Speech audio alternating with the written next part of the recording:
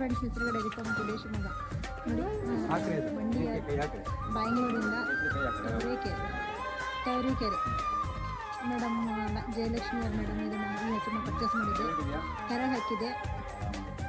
First location ABS ಅಲ್ಲಿ brood 2 ಹಲ್ಲಿನ ಪಡ್ಡೆ ಇದು, 4 ಹಲ್ಲಿನ ಪಡ್ಡೆ ಇದು. ನೋಡಿ ಹೇಗಿದೆ ಹಸು. ಜಯಲಕ್ಷ್ಮಿ ಮೇಡಮ್ ಹೇಗೆ ಅನ್ನಿಸ್ತಾ ಇದೆ ಮೇಡಮ್? ಮೇಡಮ್ ಚೆನ್ನಾಗಿದೆ ಅನ್ನಿಸ್ತೈತೆ.